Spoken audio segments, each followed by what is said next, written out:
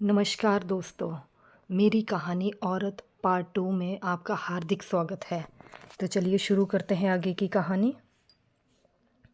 बाबूजी को एक बात समझ नहीं आ रही थी कि बेटा उनसे जाने की इजाज़त ले रहा था या अपना हुक्म सुना रहा था। निर्मला भी अपना चौका चूल्हा छोड़कर दौड़ी आई। क्यों, क्या हुआ बेटा? क्या यहाँ कोई दिक्कत है बहू को? तो मुझे बता, मैं सब संभाल लूँगी।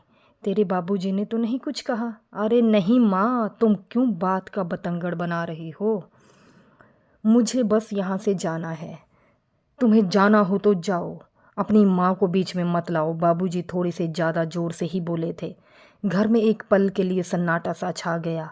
किशोरी लाल और सरोज जा चुके थे। थोड़े समय की चुप्पी के बाद जैसे तैसे निर्मला उठी और भारी मन से रसोई घर की तरफ चल पड़ी। अतीत के पन्नों में शायद मैं इस कदर डूब चुकी थी कि मुझे यह भी पता न चला कि कब पति साहब दफ्तर से घर आ गए और कपड़े बदल कर कुछ खाने के लिए डाइनिंग रूम में बैठकर मेरा इंतज़ार कर रहे हैं। तभी फ़ोन की घंटी बजी और मैं जैसे अपनी दूसरी ही दुनिया से बाहर निकली। पति साहब ने फ़ोन उठाया। राघव का फ़ोन था। राघव मेरा बेटा जो बाहर ही सेटल्ड है, उसकी पत्नी शैली भी वहीं उसी के साथ है। कहने को तो राघव हर रोज़ फ़ोन करता, लेकिन फिर भी कहीं ना कहीं शायद यह लगता कि हम दोनों की ज़िंदगी वैद्य जी और निर्मला की ही तरह है।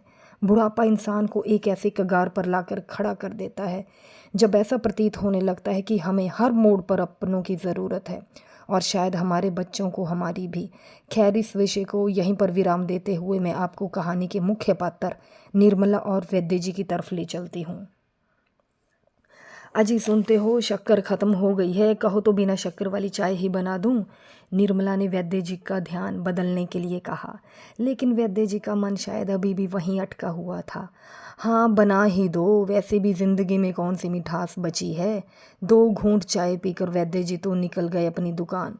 निर्मला फिर घर पर अकेली। 2 जन का इतना काम भी तो नहीं था कि सारा दिन काम में ही दिल लगाए रखती। निर्मला चारपाई पर लेटी हुई एकटक अपनी मटमैली आंखों से मकान की छत को टुकुर टुकुर देखी जा रही थी और अतीत की कुछ धुंधली यादों में खो गई। हमारी ज़िंदगी की शुरुआत भी तो कुछ इसी तरह हुई थी। मेरे पति कन्हैया लाल वैद्य जी के यह भी स्वभाव से रुखे ही थे। इनके पिताजी ने यानी मेरे ससुर जी ने हमारी शादी इनकी मर्जी के खिलाफ कर दी। फिर क्या था, ये अगले ही दिन मुझे घर पर छोड़कर अपनी वैद्य की दुकान उठाकर शहर आ गए।